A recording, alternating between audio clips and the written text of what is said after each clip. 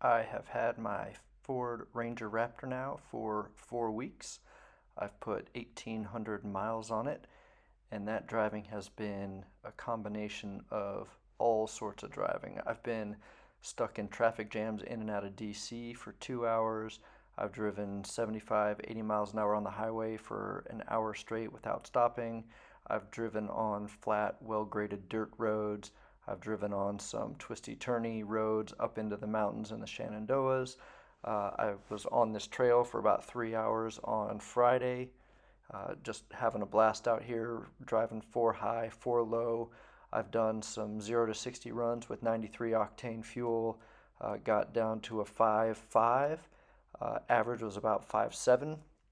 And then the last three tanks have been at 83 octane, and I'm gonna run some 0 to 60s on that as well because I'm pretty sure that all these EcoBoost will advance timing as you put higher octane fuel, and then you might get a little more performance out of it. So I think the 405 horsepower is probably with that advanced timing. Um, but even with the regular, it feels just the same. To be honest, seat of the pants, I can't tell the difference. I'm sure the 0 to 60 times will tell a different story. Maybe it'll be a quarter of a second slower, but this is not a drag racing car. And I had 87 octane in it for this trail ride, and it worked perfectly. So the trucks and cars I've had before this, I had the Eco Diesel Gladiator. I've had a Tacoma TRD off-road that has an electronic locker in the back, and then I went ahead and put the ARB locker in the front.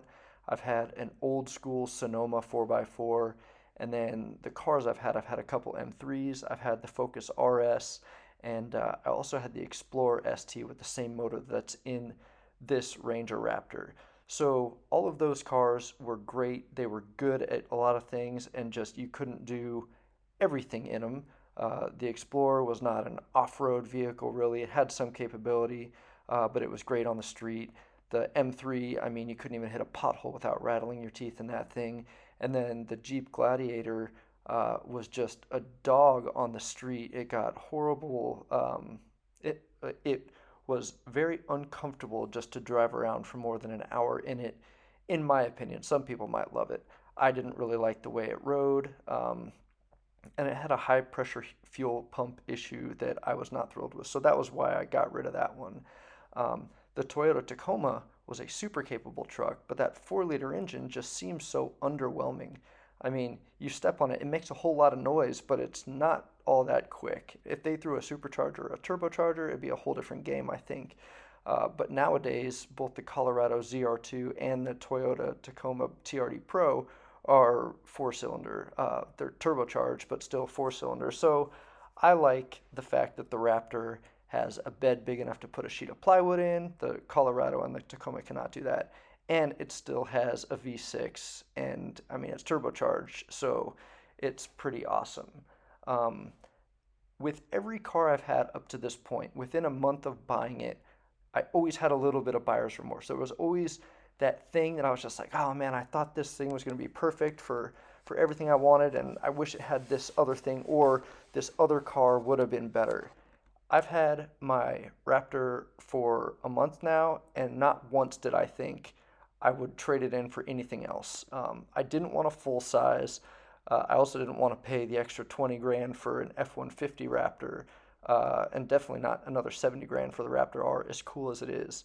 I didn't want the Colorado just because I wanted the Baja setup of the Ranger Raptor, and like I said, I really wanted the V6. And then the Tacoma I had in the past, to get into four low and to lock the differentials, you had to be on flat ground, you had to be in neutral, you might even have to be on like a small slope so you can roll forward a little bit, turn the wheels back and forth to get all the gears lined up. And it was an ordeal to get that thing locked out into four low. In this Ranger Raptor, I was on an incline, on some rocks, sliding. I just stopped, put it in neutral, pushed the buttons, and it went into four low without having to move at all. I was able to lock the differentials without having to move at all, and then I just crawled right up the rest of the rocks. So that was amazing. Maybe Tacomas have gotten that figured out. I don't know. But my experience was that this is so much easier than that ever was. Um, that's really it. I mean, this thing is great. It's super fun on the twisty turny roads. It's super fun on trails like this. It's fun on dirt roads where you can get going pretty quick and get sideways. It's comfortable on the freeway, both in traffic and at speed. And then, I mean, the mileage isn't great, but you don't buy a Raptor for mileage. And then I'm going to be putting a tonneau cover on the back and probably getting a rooftop tent to put over the back as well. But just note that if you do that, you need to get some braces for the truck bed. The truck bed is made to haul stuff in it. It's not made for a lot of weight on the bed rails. So they sell these J clamps. They're from Ford. You can buy them for 159 bucks for the Ranger Raptor, 169 for the regular Ranger, and just install them in there to give the front of the bed a little more rigidity. So a little disappointing that you have to do that, but the fact that they thought of it and make it available, I mean, that's good enough. It's just one more thing to do really quick. Um, yeah, I love this thing. The only vehicle, it doesn't even exist, but the only thing that would make me want to trade this is if they came out with a Ford Raptor Ranger R, maybe in 3 or 4 years, and they put the 3.5 liter from the big brother Raptor into it and, gave us that 500 plus horsepower in a Ranger. Would be absolutely bonkers. I don't, maybe they could. I don't think they could shoehorn a 5 liter in this thing. They probably have to do way too much to change it. And to be honest, I don't know what the 3.5 looks like compared to a 3.0 as far as mounting points and things like that, but it would be pretty awesome. Another thing that I'm thinking about doing for my truck is buying the A-pillar interior trim from one of the right-hand drive vehicles over in either UK or Australia and installing it out here so I can get a grab handle on the driver's side. I just like that instead of grabbing the steering wheel when I get in. And then also, I like to set up cameras in different spots. And if I can use those handles to tie down, use some 550 cord, and then throw a pipe off the front bumper or something and tie it up to the handles, that's just one more cool angle I can get. But that's just a personal thing. I did do the break-in oil change at 1,300 miles. And I've got a sample that I sent off to Blackstone Laboratories. So I should be getting those results back, hopefully within the week. And while I'm out here in Estonia, I should be able to make a video on what they say. My expectation is that they're going to say, you didn't need to change your oil.